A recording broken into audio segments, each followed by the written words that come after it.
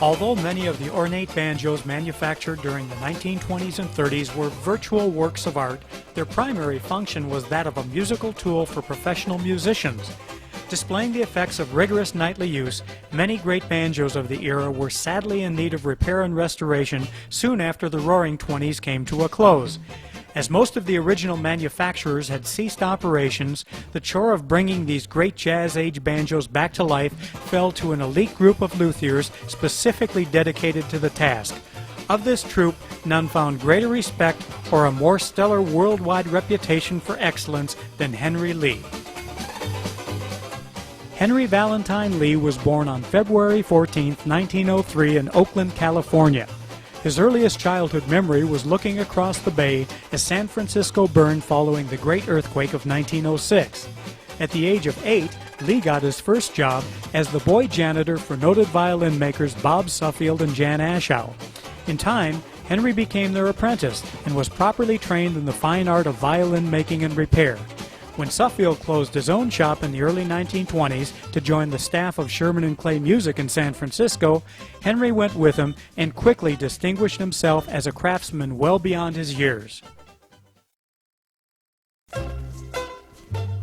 In addition to his repair work, the 1920s saw Lee grow into a serious musician as well, playing both classical mandolin and the newly popular tenor banjo. His varied musical endeavors, however, were put on hiatus as the economic woes during the years of the Great Depression saw little demand for instrument repair. In response, Henry attended the Oakland Technology School and became a journeyman welder. Although he did not touch his banjo for many years, his innate mechanical abilities developed during a 30-year tenure with Blackwetter's Manufacturing Company saw him originate ideas which resulted in 22 patents for agricultural harvesting equipment and airline luggage transfer apparatus, some of which are still in use today.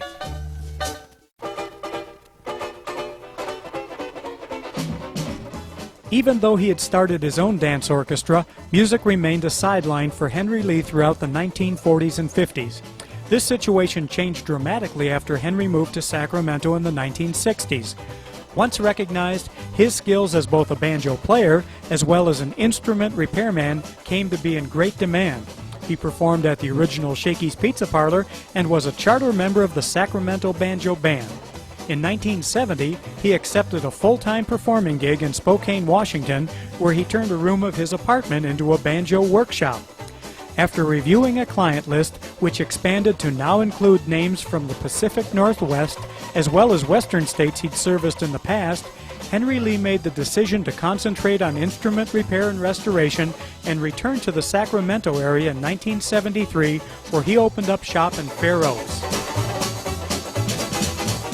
By this time, Lee had coupled many of the artistic aspects of violin repair with his dedicated love for the banjo. Gaining a worldwide reputation as the literal dean of individual banjo luthiers, Henry Lee was called upon to repair and restore or add custom modifications to hundreds of the world's greatest banjo treasures. Employing exotic materials such as ebony and elephant ivory, his attention to perfection and detail was unequaled. Although he described his restorations as being factory mint condition, it is safe to say that few instruments left their original place of manufacture during the 1920s with the flawless workmanship which was lavished upon them during the course of a Henry Lee restoration.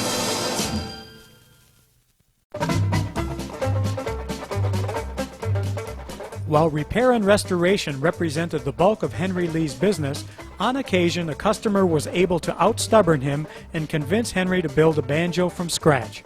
Often based on his favorite banjo designs of the past, these one-of-a-kind Henry Lee banjo creations incorporated everything he had learned about the physics of banjo construction, tone, and playability, packaged into unique banjo works of art, the likes of which the world had never seen. With a 2-year backlog of work and a determined mindset to put quality above quantity or expedience, Lee began searching for an able assistant. Although she possessed none of the requisite skills, Henry saw a determination and dedication in the young daughter of a banjo-playing friend and hired Renee Carnes as his apprentice in 1974.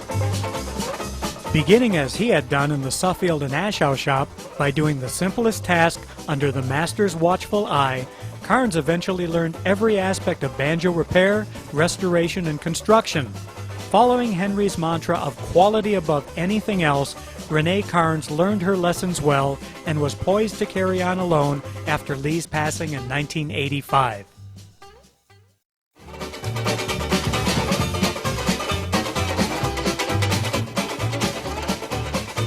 Today, more than a quarter century after his death, Henry Lee's work remains the standard by which the work of all other banjo craftsmen is judged. Furthermore, in addition to his own legacy, through his mentorship of Renee Carnes, today's banjo world benefits from her respectful carrying on of the impeccable banjo craftsmanship and artistry which were the hallmarks of the life's work of Henry Lee.